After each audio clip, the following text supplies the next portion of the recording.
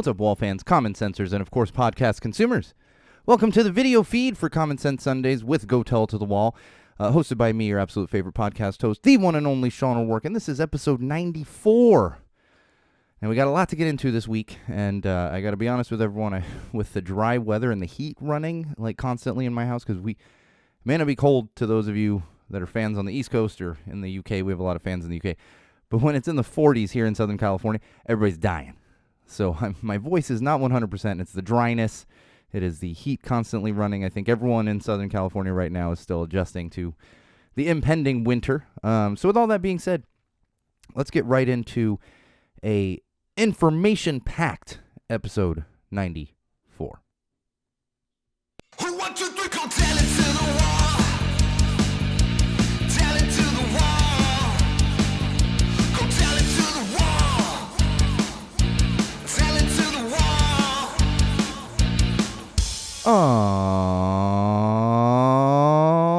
All right, Wall fans, Common Sensors podcast consumers. Welcome to another very exciting edition of Common Sense Sundays with Go Tell It to the Wall, hosted by me, your absolute favorite podcast host, the one and only Sean O'Rourke, and this is episode 94 on this fine December Sunday.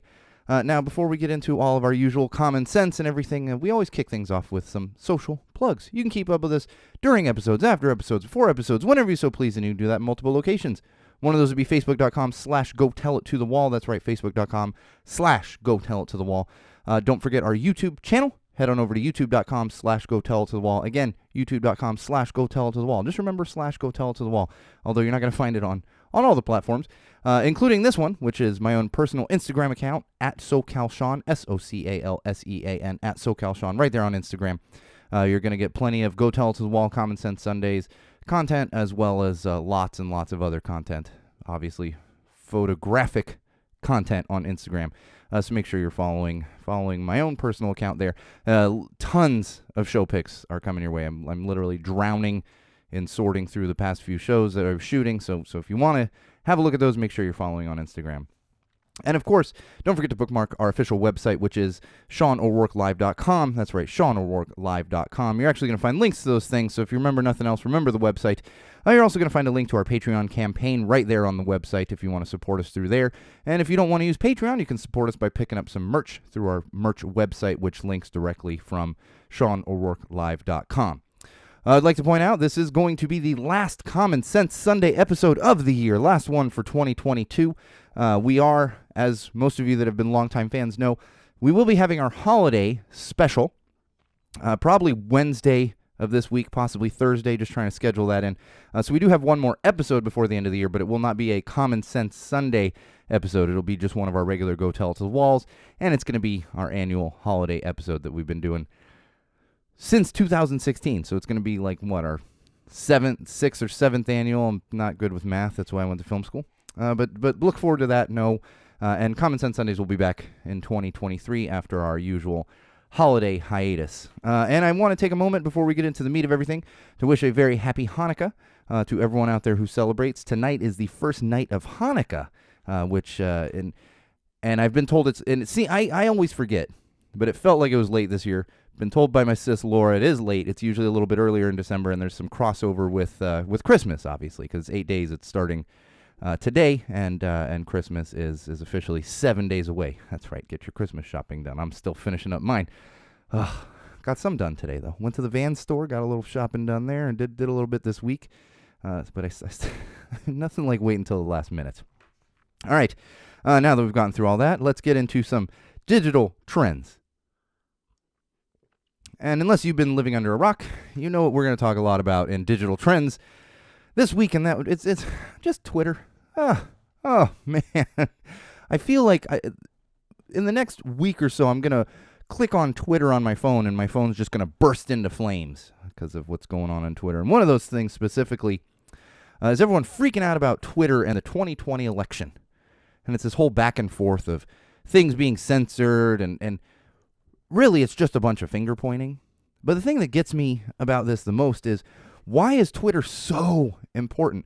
Have we hit a point where we rely on a stupid little social website for all of our information, to the point where people are complaining that if something's not included on Twitter, it's not fair in elections? Now, I talk about Twitter all the time. Yes, I get some of my information from Twitter. I get news, digital trends, that kind of stuff. But it's not the only place I get information from. If it's election night, any kind of election night, I'm not just on Twitter.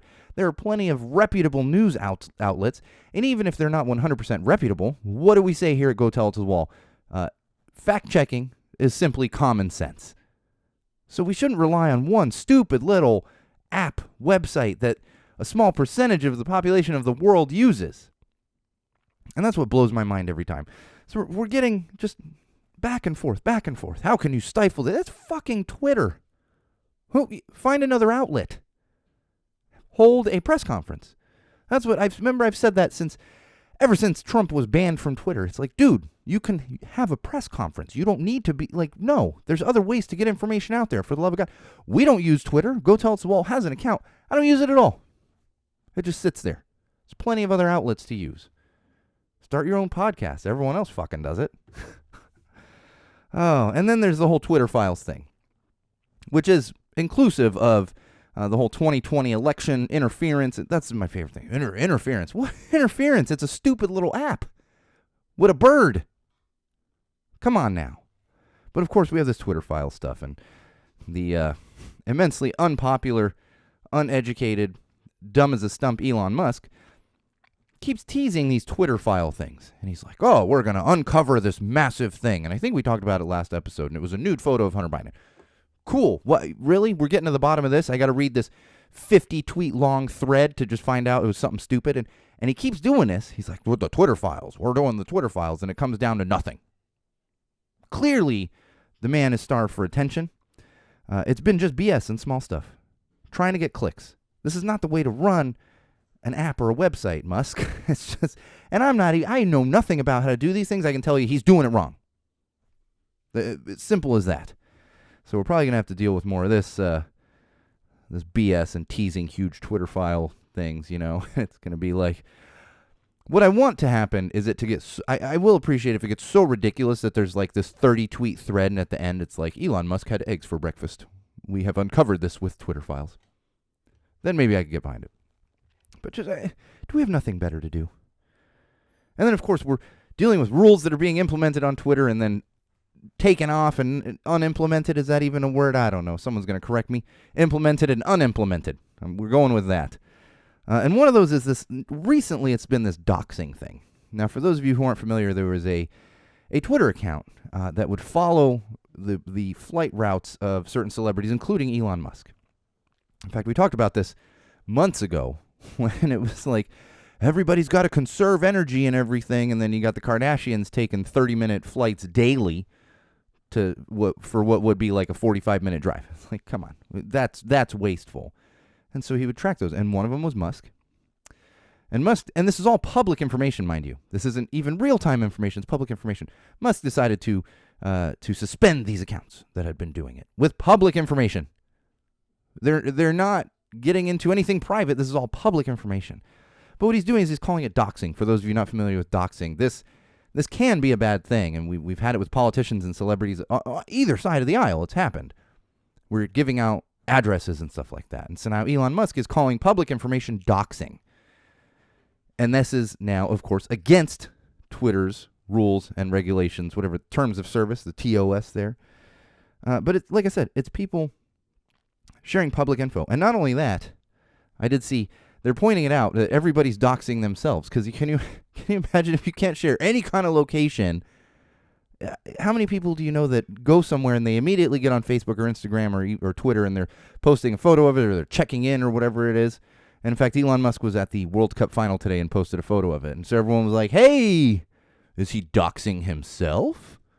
It's utterly ridiculous. I understand from a safety standpoint, but he clearly has a fragile ego, and he's like oh my gosh, I'm mixing up names. He's the Mice and Men guy, one of my favorite books, and I'm blanking on the big guy's name. He's got this little mouse, and he's playing, but he doesn't know how to play with it. He's playing a little rough with it, and eventually he's going to end up killing Twitter, just like the poor mouse died. It's unbelievable. And now, I will warn everyone. There is a massive. I'm just gonna let it go, because this is what's happening in my house right now. I have basically a bakery going on in my kitchen, which is not far from my studio. And so there you just had a little smoke alarm action. I can smell it. I hope they're not burning cookies. But I have a bunch of relatives and my wife yelling sorry in the background. This is podcasting with kids and a family, folks. You never know what the hell's going to happen. And apparently, they're burning cookies out there. I can smell it. But we're going to have a little residual noise from the bakery that is currently happening in my kitchen. A 6-year-old and 4 adults in there working on Christmas cookies. That's something my wife does every year. Talk more about it when we get to the holiday episode. But all the neighbors get cookies, and I can smell them. But hopefully we're opening some doors and windows out there. Turn on some fans. That's a great. And for those of you that have houses with the interconnected smoke alarms, you have individual smoke alarms like those will go off. We're interconnected, and there's one in the studio. So if a smoke alarm goes off in the kitchen, it's going to start going off in here too, which is what we all just experienced together. Hopefully we can avoid that for the rest of the episode. Hopefully no one's trying to dox me because we have smoke alarms going off here. No doxing. And here's the other one. This is utterly ridiculous. And Elon Musk's whole thing was, we're not going to stifle free speech and all this other. Like, but you're stifling free speech, my man. And he has now put out a rule with Twitter that you're not allowed to share links to other platforms. So you literally cannot, other social platforms. So you literally cannot go on Twitter and share a link to a Facebook, Instagram, any of those kinds of things. And that includes all of the new social platforms that have been popping up. Talk a little bit about that as we move along here. But the post literally won't go through. I did a little bit of digging in finger quotes. It took me a whole 30 seconds. But people were sharing screenshots if they're trying to tweet a link from like Facebook or another social platform. And it literally won't even, it's not even like you can tweet it and then you might get in trouble. It's just literally will not let you do it. Free speech, huh? Huh, Elon? Tell me more about free speech. He's clearly just, everything needs to just be on Twitter. Jesus Christ. It's like the worst social platform, too. That's what got me when everyone's like, oh my God, this site is dying and everything. So really? Every time I open that fucker, it's like a bonfire going on in there. Just mudslinging, filth. I just, no. Let's get over it, everyone. There's other social platforms to move to. Maybe people start moving back to MySpace. That was the first social platform I was ever on, was MySpace. And I remember I used to be a little more private than I am now. And this is years ago. And a friend of mine who lived in the same apartment building as me, he's like, you got to sign up for Facebook, for MySpace. And he created MySpace for me and showed it to me. He's like, look, here's your MySpace. And my immediate thought was, I was like, who the fuck is Tom? And why am I friends with him? And thus started Sean O'Rourke's foray into social platforms there. Let's get over the Twitter thing. Although there is comical stuff.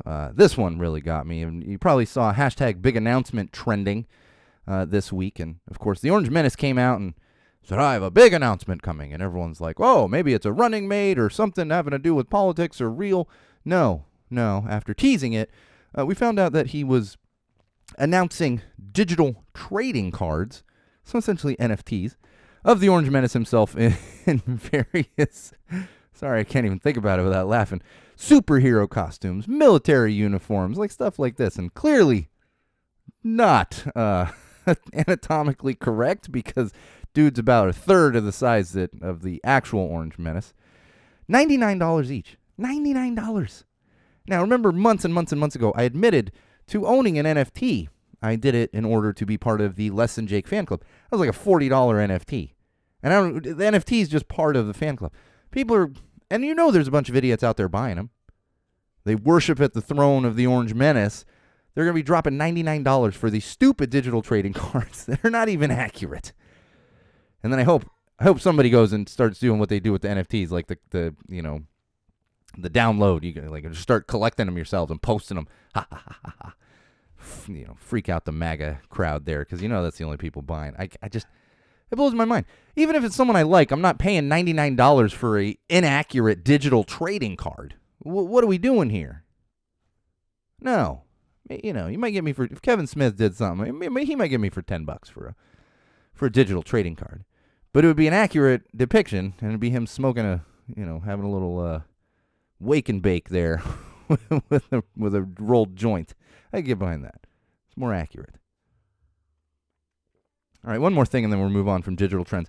Counter Social. This is one of the many, and I've seen that Counter is the one that's trending the most. And I'm sure this is what went along with Musk banning links to other platforms, because they just want people seeing it. And what's happening is people are moving to Mastodon and Counter Social, which I'm seeing pop up more and more and more. And I believe it's a newer social platform, supposedly similar to Twitter, although they're all about getting rid of bots and everything. I mean, that's the thing with this. It's all, you're like, yay, it's like a roller coaster. You're like, new social platform, yay, this is fun. And it's kind of nice, and then here come the bots and the trolls. And then it goes up, oh, yeah, no, we're still okay. And then there's the big dip at the end, and you're just like, well, and you don't die on a roller coaster, but these social platforms die. That's what's going to happen with Twitter. I give it like a week or two more. It's just, I like I said, I'm going to open my phone, Twitter on my phone, it's just going to burst into flames. Like, oh, no more of that. Wouldn't be surprised if that happened. All right, let's move on to some mental health here. I am not quite equipped to talk about mental health, and I'm pretty sure if I go back to other December episodes, the stress of the holidays is something I always want to talk about. And so I'm not well equipped this time of year, because personally, and I struggle this time of year. The stress, the pressure to kind of make everything perfect. Luckily, over the past 5-6 years, I've learned to kind of look at the holidays through a kid's eyes, but the gift shopping, the preparing for family and friends. And I'll tell you, little extra insight as to why I'm not in the mood for talking about mental health is, unfortunately, he's okay, but my father is currently in the hospital. He was battling the flu, which has now developed into pneumonia. So if you're someone out there that prays, please say a little prayer for my dad. He's going to be okay, but he's got to stay in the hospital to get this pneumonia out of him. He's had pneumonia before. So, if you're just send some good thoughts his way. I'm not quite equipped, because I've been stressing about everything perfect for my kid and for my family and for my house and gift shopping and everything else. And now, obviously, more importantly, I'm a bit stressed wanting my dad to get better and get out of the hospital. But I think the important thing for your mental health around the holidays is to stop and take some reflection and prioritize, because that stress it builds up. You're like, do I have all the gifts? I mean, my family's in the kitchen baking cookies like crazy right now. It's just it feels like one thing after another. Christmas parties and making sure everything's perfect. And in the end, nothing's going to ruin it. And that's where it's good to take a moment and be like, you know what? Maybe that didn't get done. Maybe I didn't get all of the perfect presents that I wanted to for other people. It's not going to ruin the holiday. The important thing is being around the people you want to be around for the holiday, if you celebrate whatever given holiday at this time of year. But you just do what you can. And being present, that's the best gift. And that's been a challenge for me since I was a kid. That's looking back, that's how I knew I had mental illness ever since I was a child. That was part of it, was the holidays were tough. Imagine being an 8-year-old and the holidays were rough. That was 8-year-old Sean. So take that time for reflection, take care of yourselves, and don't stress about all the little things, because it's never going to be perfect. Even given all the time in the world, it's never going to be perfect. So just keep that in mind, especially if you have a raucous, sugared-up 6-year-old running around your house like I do right now. I hear her running up and down the hallway. I come into my studio, and I'm always like, hey, please, no running up and down the hallway and yelling. What is she doing right now? Run up and down the hallway and yelling. And laughing. I'm going to fully soundproof this studio at some point. The good thing is I'm not recording music. You know what you're getting. I remember from the very beginning of Go Tell It to the Wall, I used to stress, because in Highland Park we had a lot of helicopters riding overhead. It's like, there's another helicopter. And then you go listen to one of the most popular podcasters on the face of the earth, Mark Maron, and he's got helicopters flying over his studio when he's recording. And dogs barking. And Kevin Smith, he's got a dog that barks during pod. So anybody's hard on themselves when they're doing this type of thing, but there's other examples of much more successful people that are dealing with similar situations. So it makes me feel a little bit better. But hopefully that laughing and yelling is going to die down a little bit. Or maybe it'll just be raucous during the parenting segment here. That might add to it. All right, let's talk some positive news. I got two positive news things to talk about. One of them is a little older. We just haven't been in the studio for a couple weeks. And that would be the Georgia runoff there for the last Senate seat in Georgia. I don't like to talk about politics on this, but when it revolves around common sense, we talk about it. Raphael Warnock, the Reverend from Georgia, I laugh because, like, you know, these religious people are, Herschel Walker, he's such a No. The guy's dumb as a stump. Nothing he says makes sense. So that's some positive news. Is regardless, I don't even care what side of the aisle. If that dude was running on the left, I would be like, no. How are we electing somebody this stupid? Talking about vampires and werewolves at press conferences, for the love of God. I will say this is very positive news because we're not putting somebody who doesn't even know where he is half the time and clearly dealing with CTE into a very powerful seat within the United States government. But the one sad part of it that I do have to point out, despite it being positive news, is there was way too many people voting for that guy. And this is what I said since I was a teenager and really started learning the ins and outs a little bit of the political system. And that's the fact that people just vote for a certain party, regardless of how fucking stupid the candidate might be. And that's one of those situations in Georgia. The conservatives just said, I don't care how dumb he is. We have to get a conservative senator in there. Give me a break. All right, I've actually got two positive news things, like I said. The other one is this week, Brittany Griner finally was released from prison in Russia. And I know this is a hot-button subject for a lot of people. And honestly, I don't know the details. I'm not going to sit here and say the prisoner swap was correct. But what I will say is it is a positive thing that we have an American citizen back home on American soil. And regardless, you can say, well, she messed. Who knows? That's the thing. You know, who knows if any of this actually happened? It's Russia. You can't trust a goddamn thing Russia does. So I am happy she's home. I'm happy that any American gets the hell out of Russia without knowing all the political ins and outs of this, obviously, because fuck Russia. As simple as that. All right, parenting. Oh, boy. As my 6-year-old runs around the house like a maniac. This last Friday was my kid's last day of school.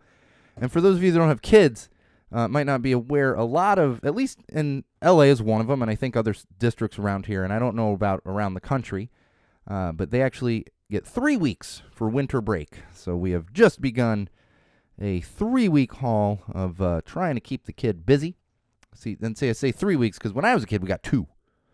I would have loved 3 when I was a kid because we traveled back to Chicago, and it's like, well, we have like a week in Chicago, and you could have more time with family. So I get it; it's fun, and I'm happy she's gonna be home. But we will definitely be hitting we'll get stir crazy at times.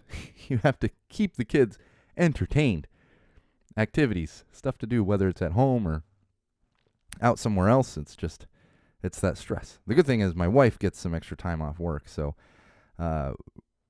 With the roles reversed, my wife works so many more hours than I do, on this, and even shooting shows and everything else. But because everyone else is kind of calmed down over the next week, so we go on holiday hiatus. I'll be working through all of it. I've got 1,000 photos to sort through and edit and get sent off to the corresponding bands and everything else. That's going to be my winter break, and then of course. Between Christmas and New Year, I like to do a little winter cleaning around my house. So that's going to keep my kid busy as well as my wife. They hate it, but they're going to be participating because it's winter cleaning time. Get rid of a lot of old stuff, rearrange, get top to bottom clean. That's kind of what we do around here. And then, of course, it's a constant stream of sugar right now. It started in October. Like, she gets, I swear, for the past 2 weeks, every day she's coming home from school, my kid, with a candy cane. I'm like, who the hell's giving you a candy cane every day? And it's birthday parties, so they get cupcakes and just all kinds of crazy stuff. And we still have candy from Halloween. So just getting added to. And now they're making cookies. She's probably like 5 cookies deep right now. Who knows if they were even cooked? It's just, But it's one of those things you just have to let it go. You're like, all right, this is what's happening. And then once January rolls around, we're going to back off of that. Have some vegetables, for God's sake, some fruit. No more unnatural sugar and candy. And man, and it's this funny extra challenge for me because I used to have the biggest sweet tooth. Like as a kid, we owned a candy store. I was constantly eating candy. Thank God for my metabolism. I would have been very overweight as a child and teenager. So it's tough for me to be like, you can't have the candy. I'm like, I was eating candy like crazy, but it's also not good for you. My teeth suffered for it. I had the metabolism, but I destroyed my teeth as a teenager. And unfortunately for me, I've gotten off the whole sugar bandwagon, I guess, once in a while. And the holidays become the challenge. I'll be having some Christmas cookies. My wife makes some incredible shortbreads, and I'll be eating those. But, so it's the funny thing where I want to, and I'm not eating, so it's just back and forth. But you just got to let it go. So I got to tell you a fun thing we did from a parenting standpoint last weekend. And it was like the ultimate punk rock dad move, and I'll tell you why. We'll get into that recap. But last Saturday afternoon, we went to see the Nutcracker here in Glendale, which is next town over from where I live here in Los Angeles. My wife and daughter and I went to this performance last year, just the three of us. This year, they did a whole Girl Scout activity thing. So I go with my wife and kid, and it's a bunch of girls from her Girl Scout troop, and then other Southern California troops, all in a theater full of Girl Scout, young kids running around. And obviously Nutcracker, you're going to get some kids, but it's just absolute madness. In fact, one kid, the row behind us in like middle, and I'm on the edge, thank God, which, for someone of my height can relate. You want that aisle so you can kind of stick your leg out a little bit. It's more comfortable. But, they sell snacks, and I just, middle of the performance, I hear this, like, rip, and then some kid dropped, like, an entire bag of M&Ms, and they just go rolling down the, all right, there we go. But it was extra cool. My kid had a blast. She loves the Nutcracker, and she literally knows the songs and everything, all about the Nutcracker. And, but after the performance, because it was this Girl Scout thing, they took all of the troops backstage. They're calling the troops individually backstage. So all the girls got to see the costuming and the props and the lighting and go on the stage. And, of course, Nutcracker, most performances, I assume, I've only seen a few, and all those had it, but they have the fake snow. And so the kids are just, guy's like, oh, watch, I'll make it snow, and hits the button, and the kids are going crazy, We're in L.A., we don't get snow here. In other states, the kids are like, oh, God, why is it snowing inside? But here, it's like, woo, snow. And, it's not real snow. It's the prop snow. But it was such a great experience, and I encourage if you have the opportunity to do something like this, it's a great activity during the holidays. But really teaching kids about kind of the ins and outs of stage performances and plays and musicals and stuff. It was very, very, very well done, and had a blast. And then, of course, the ultimate punk rock dad moment was we left there, came home. I got changed and then had to go shoot Suburban Clampdown down there in Garden Grove. So it was like boom, boom, and everyone was laughing at me because I'm at the show and I'm talking to like the Pinks, and I was like, oh yeah, I was at Nutcracker with a bunch of Girl Scouts like 2 hours ago, and everyone's like, yeah, that sounds about right. Yeah, that's usually what I'm doing, something like that. So still had time to get to Clampdown there. The Enchanted Forest of Light at Descanso Gardens. If you live in the LA area, we did this years ago, pre-pandemic, and so my kid was very young and still had a blast.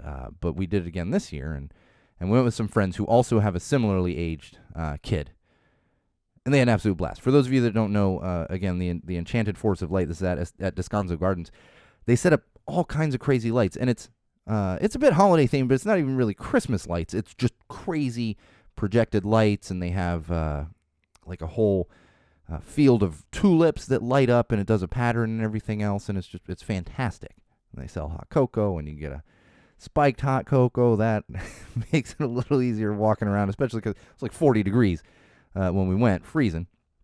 Kids are fine. They're just bouncing off of things and running around, and so we had a blast. And I had and so our friends that we were there with also happen to be burners, and we're walking around, and they're running from like art installment to art installment with these lights. Like, oh my God, look at these lights. My wife and I are like, well, we know they'll be ready for Burning Man. That's for damn sure. It's like, I think so. We just have to keep them from running off too far. That's the one thing. And I will tell you, warning to all the parents out there. I think somehow we ended up with a wish for a fairly popular Christmas gift toy this year, and my wife didn't order it right away. Kind of sat on it for a day or two, and then went to order it, and almost missed out on getting my kid a specific Christmas gift that she wanted. And I was just reminded of the 90s when there was a Christmas, like a certain item every year. I feel like Cabbage Patch Kids kind of started that trend where you could not get a Cabbage Patch Kid that first Christmas. Then like the Nintendo and the Tickle Me Elmo and Barney toys. There's always been something, you know. And this, I don't know that this is the main one, but it happened to be one of them. And I'll be honest, my wife and I currently have 3 orders out for it, just to, because the first one was like not gonna arrive before Christmas, and then maybe it will, and so it's like, all right, where else can we get? And we're frantically like, oh my god, who has the toy? It's sold out. 3 different orders, and I told him, I was like, don't cancel any of them until at least one of them gets here, and if they all 3 get here, it's fine, we can return it. But I had to make sure that's actually coming in time for Christmas. All right, let's talk some common sense. I think we are going to end a little bit early today. I got a lot of stuff. I actually got to go out to dinner with my father-in-law for his birthday. So Kirk Cameron, he's in the news, of course, because, you know, that's what he does, and it's never for good things, I can tell you that. There's been some complaining from his camp as far as library story times go. Now, we know the whole drag queen story time and all that, and the pushback from certain conservative areas. Well, what's happening is Kirk Cameron has some kind of book, and he wants to have these story times, and no libraries are having him come in for the story time. So, of course, he's complaining, and then everyone comes out and they complain, whoa, what about free speech? And the same people that complain, oh, we can't have these drag queens telling stories. Oh, what about free speech? Kirk Cameron. It's like, you know what? The drag queens, they're coming in, they're reading children's books. Despite what certain conservative states and cities and groups think, they're not trying to get kids to be drag queens. On top of that, there's nothing wrong with being a drag queen. It's just a performance art. And if you've never been to a drag show, I highly recommend you go. They're hilarious. The makeup and stuff and costuming that goes into it is fantastic. And the every drag show I've been to, there's a comedy aspect of it. It's hilarious and it's a lot of fun. But Kirk Cameron has some religious propaganda book that he wants to go into libraries and read to kids. That is indoctrinating. And that's what's funny, how these conservatives don't see the difference. There's a huge difference. And libraries have every right to not want some gas bag coming in there and spreading religious propaganda. Kirk Cameron, Jesus. Just get it away. Done. Well, why? Why does this guy still get airtime? I don't get it. Hateful and discriminatory. That's all he is. All right. Representative Vicky Hertzler. I don't know if you've heard that name. I had no idea who she was until recently. But of course, and we talked about it recently. I think we talked about it in Positive News a couple weeks ago, and it's finally officially signed and everything. And that's the Right to Marriage Act. I might be saying that slightly incorrectly, but it's along those lines. Right to Marriage Act, basically ensuring that everyone in the country has the right to get married, whether it's same-sex marriage, interracial marriage, whatever it may be. And this woman, Vicky Hertzler, while it was being voted on, she went to the floor of Congress and decided to give a tearful speech about how everybody is. I'm trying to think of the word she used. It's infringing on her rights. Crying. Oh, why are we doing this? Oh, blah blah blah. Infringing on. No, hang on, Vicky. This is not infringing on your rights. This is infringing on what you think is your right to instill certain religious beliefs onto everybody. People of the same sex getting married literally does not affect you at all. You don't have to you don't have to go into a gay marriage. This doesn't mean we all have to have a same-sex marriage. What it is infringing on is the rights of everyone else in the country to marry who they want to marry. And the most ridiculous part of this is she actually has a gay nephew who spoke out. And I encourage you to check that out. You can probably find the video. I'm sure it's like a TikTok or something, but I don't watch TikToks. I watch TikTok videos a week later on Instagram like an adult. That's what I do. So I highly encourage you to watch this. And brings up some fantastic points that even I can't bring up because I haven't had to deal with being discriminated against in the way that so many people around this country have. But just, why do people, I don't get why people say it's infringing on your rights. No, it's not. You're welcome to have that belief. But you can't impose your beliefs on people that don't share those same beliefs. And that's the bottom line. All right, AI art. Oh, this is all over the place. Unless you've been living under a rock, you've seen this AI art. I hate it. And I was I just started seeing it pop up, and I was like, what the fuck are we doing? Why? Everybody's like, here's my 8 photos, and you have to pay money for it. So, of course, there's some serious blowback. And you could say, well, here's the thing. Excuse me, let me get some water here. See, I'm not 100%. It's the dryness in the air. It's winter is coming. Where was I? Oh, AI art. You could say, and that's the thing, is if it was something that is strictly just being written by a computer, it's fine. I get it. But the thing is, we've come to learn that this AI art is pulling aspects from actual artists' work and implementing it into this AI art, in finger quotes, AI art. So it's stealing art. We need to back off of this whole AI thing overall. We're putting way too much faith into computers. I've seen Terminator. I am prepared to bow down to the inevitable robot overlords that will one day take over the world. But let's calm it down. And that's the thing. People are paying, it's only $8. It's like, it's $8. You could find an actual artist, probably pay them $40, and they're going to make a caricature of you. And you have real art. Not a bunch of stolen stuff.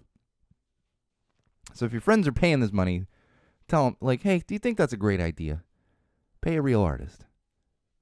And the thing is, art has, there's actual soul to art, as opposed to computer-generated images. That's what it is. It's CGI. It's generated by a computer. Get off the AI art. Oh, Kevin DeLeon. Oh, man. I brought this up before. He is actually my assembly person. I didn't vote for him. I haven't liked him since well before this whole L.A. City Council, he's my council person, L.A. City Council controversy that we're dealing with. Of course, a video surfaced about a week ago of Kevin DeLeon getting into a fight with some protesters. And I'm not going to sit here and defend the protesters. Who knows exactly what happened? People do have the right to their personal space. However, it has become a circus. It's an absolute circus in the city council here in Los Angeles. And the guy just refuses to resign. Completely refuses to resign. Perfect example of corruption. I knew this guy was corrupt long before this most recent controversy. Long before. But he gets to stay in there. And it blows my mind. Absolutely blows my mind. So I'm hoping he resigns very, very soon. There is a lot of pushback on him needing to resign. He's scummy. Like, you look up, and I know we have the Orange Menace and some others, but good Lord. And again, this isn't even a political thing. He's supposedly a liberal. So I'm not even coming just at Republicans here. I'm talking about Democrats too. He needs to resign. You look up slimy politician in the dictionary, there's his picture. All right, this is something that's, I just can't stand this. And we have 2 different instances of this. I'll talk about both of them. There's a story that came out recently, and it was one of those AITA things. It was, am I the asshole? So this woman, she had a $20,000, her husband is quite wealthy, and her husband's family is quite wealthy. So now, I can't relate to this, but her mother-in-law bought her a $20,000 coat for Christmas. And she found out how much it was. She rarely wore it, but she decided to wear it to a family event at her brother or sister's house. I think at her brother's house.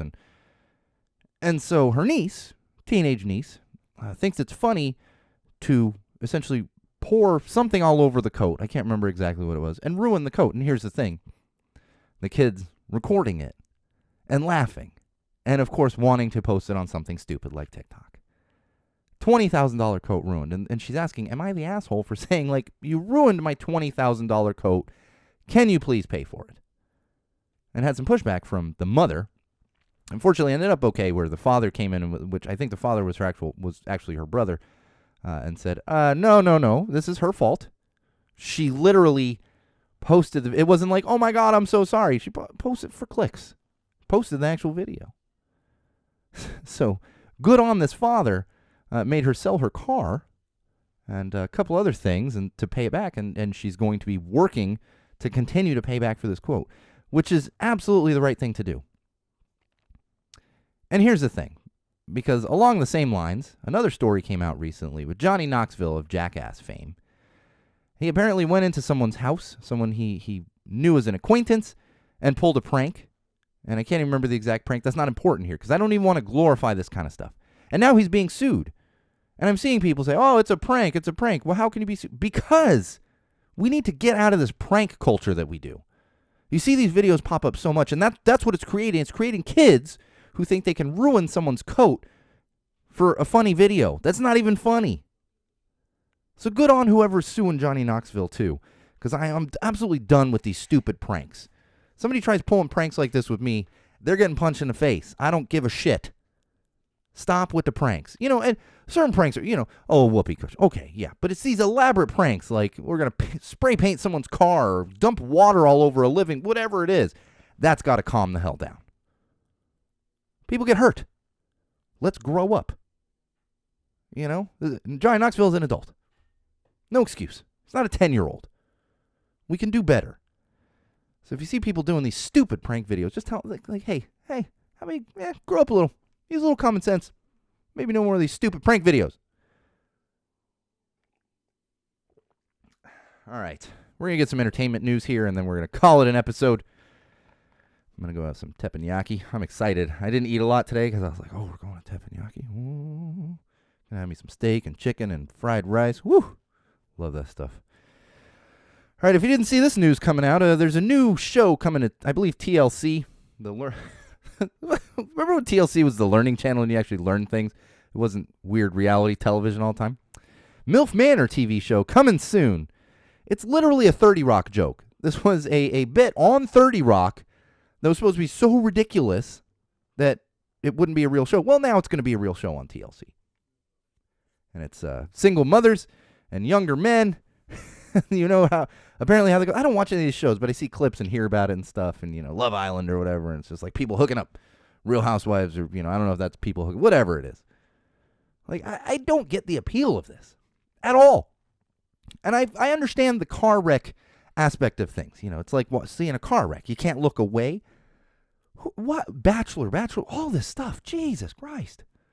But it's so popular that they're going to push the envelope, and now we have a dating show revolving around MILFs. Okay, that's reality, wall fans. MILF Manor. I gotta say, I don't think the fandom crosses over with wall fans and the people that watch MILF Manor, but who knows? Enjoy if you want. I don't get it. All right, Suburban Clampdown. So that's the show. I had to finish up the Nutcracker there and head down to Garden Grove. And I don't know what was going on last weekend. It took me an hour and a half. I'm sitting in traffic, just bumper to bumper traffic the whole fucking way down. I'm like, I gotta get down. I was shooting. I had a photo pass. Curtis, big thank you to the Venomous Pinks hooking me up with a photo pass, so I was able to bring in my real camera. I'm shooting. I'm like, I gotta get down there. Fortunately, I made it just in time for the first band that I wanted to shoot, and luckily I knew Pinks weren't playing right away, so I was like, well, if I missed it, that would have been ridiculous. It took me forever to get down there. Shot 3 bands. Got to shoot Ignite, Strung Out, and of course the Venomous Pinks, who I consider friends. I know them real well, love their music. Gabby does, in addition to their music and everything else, Gabby does fantastic print work with Chaos Merch, and I'm wearing a Venomous Pink shirt today, which was printed by Gabby at Chaos Merch. It was a lot of fun shooting those 3 bands, and it was toned down enough for those that I was able to be up close. Unfortunately, they didn't have a photo pit. And it's funny, I was like, where's the photo pit? And they're like, oh, we took down the guardrail. I was like, all right, well, I guess I'll just be right here at the front of the stage. And I realized later on in the night why that was. So I come out of Venomous Pinks, and my buddy John, who was also their good friend of mine, he walked over to the other stage, like a little bit ahead of me, and I walk out, and he's just kind of like wide-eyed and standing off to the side. I was like, what's going on? He goes, look. And I look out, and Gorilla Biscuits, who were headlining, it is elbow-to-elbow people. Then they go and they start playing, and people are fucking flying everywhere. The stage is full of people. There are people jumping up on stage, jumping like 3-4 people deep to crowd surf. It was absolute madness. Beer cans are flying in the air. At one point, the bassist for Gorilla Biscuits got up on the drum riser because he was kind of like, nope, and just got up there. He's playing bass on the drum riser to avoid the crowd. Now, it seemed like everyone was having a lot of fun. Nobody was getting hurt. But the thing is, I'm walking out from one stage to go to the other, and I'm like, oh, I'm going to go shoot. And then I look, and I'm like, nope. I am not getting close on that one. Utterly wild. But apparently Gorilla Biscuits fans go nuts. They're just out of control. And it was fun watching. We're standing off to the side like, oh my God. Just wide-eyed. Like, and we kept looking at each other like, what is going on? And I've seen a lot of crazy shows. This was just body after body flying through the air. And they're all laughing and smiling. So everyone's having fun. But I was like, and I said at one point, I was like, I'm all for getting in a pit, but not like that. Even when I was a teenager, I'm not messing with that stuff. Take a couple feet to the back of the head. You learn to kind of back away from certain situations like that. But again, everyone was having fun. Then the next night, another little quick recap for you. Saw Social D at the House of Blues. Actually had the pleasure of going with our own on-air producer, Bridget, who is a big Social D fan. I'm a big Social D fan. I don't go out of my way usually to see them live because I love their music, but I love the higher energy stuff. And I will say, and it's funny, there was a guy standing next to me, had a very similar jacket, and he even noticed my Sidewalk Project patch, so we were clearly running the same scenes as opposed to the more rockabilly, which, there's a mix at these Social D shows, because a lot of people are Social D fans, but you have the rockabilly that are just into that. They're not into the high energy. And he goes, do you think there'll be a pit? And I was like, it's Social D. Like, everyone's going to be dancing, but I don't know if there'll be a pit. It's 2 songs in. I look at front, and I was like, oh my God, there's a pit. Social D played for 90 minutes, and it was extremely high energy, and I was pleasantly surprised. I knew I would enjoy it because I love their music, but I didn't expect it to be quite as high energy. Now, I will say, so much fighting. I saw a couple people get punched. I saw a dude get choked. There was a dude who was like, when I came walking by, he's like, you better keep walking. And here's the thing with me is I'm either completely avoiding that dude or I'm going to make friends with him. In this instance, I made friends with him. And he ended up, he's like, no, you're cool now, but woo. Choked a guy, and like another guy got punched. Another guy's getting pulled out of the pit, and I'm just like, woo. Everyone's in like their 40s and 50s. Like, Jesus Christ, you just got all this pent-up aggression? But it was a lot of fun seeing Social D. And I love House of Blues. They do such a good job down there. And then last night, I got to brag a little bit. Went out to Punk Rock and Paintbrushes. For those of you not familiar with it, support them. It's a lot of musicians and artists that do great artwork. So we're out there at an art show, which essentially was kind of like a Christmas party for punks. Punk Rock Saves Lives was out there, of course, so I was hanging out with them. A bunch of other friends were there, and a bunch of artists are hanging out. Jim Lindberg's there. I didn't see him, but apparently the bassist from Metallica was running around there. Everyone's a little starstruck over that. Steve Caballero's there because, of course, he's actually one of the Punk Rock and Paintbrushes artists. So is Jim Lindberg, and among others, Soma Snake Oil from Sidewalk Project. A couple of the Bad Cop ladies were hanging out. The Pinks were hanging out.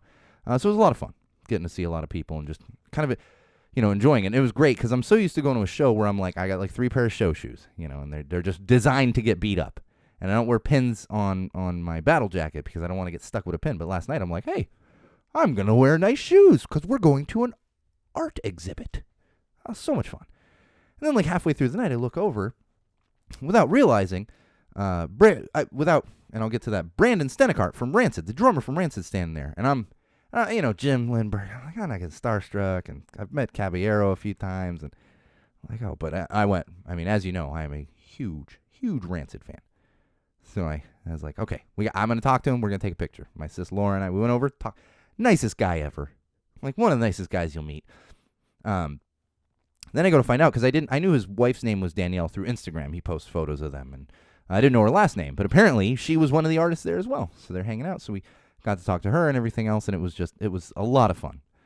Picked up a couple prints. Hopefully my wife's not listening at the door because got her one of her Christmas gifts yesterday. It was a lot of fun, but highly recommend checking out Punk Rock and Paintbrushes. They have an awesome coffee table book too. If you just want to have a little, talks about the artists and shows a bunch of their art and everything else. It was really cool.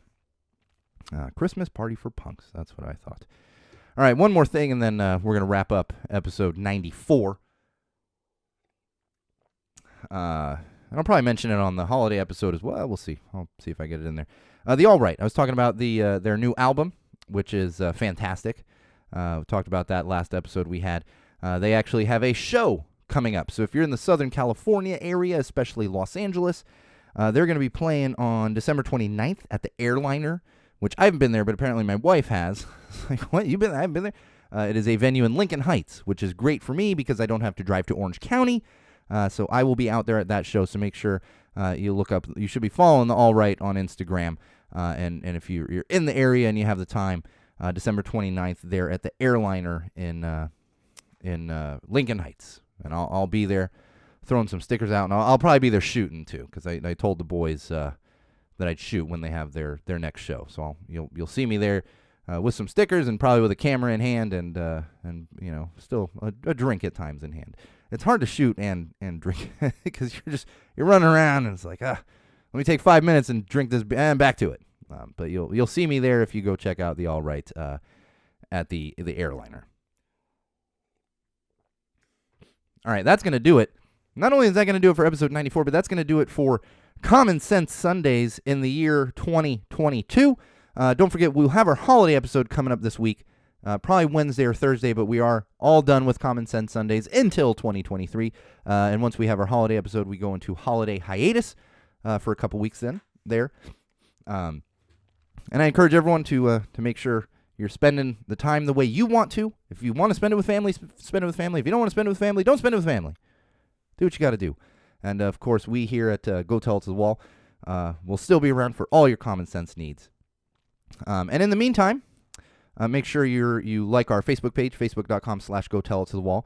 Also, subscribe to our YouTube, which is youtube.com/Go Tell It to the Wall, and my own personal Instagram, which is going to be populated with a lot of show photos coming up here soon over the next couple weeks, which is at SoCalSean, SoCalSean, at SoCalSean, and of course, SeanO'RourkeLive.com, where you're going to find all those things I just mentioned, as well as exclusive content that doesn't get posted anywhere else, as well as a link to our Patreon campaign and a link to our merch website if you want to support us financially. Those are two of the best avenues to do that.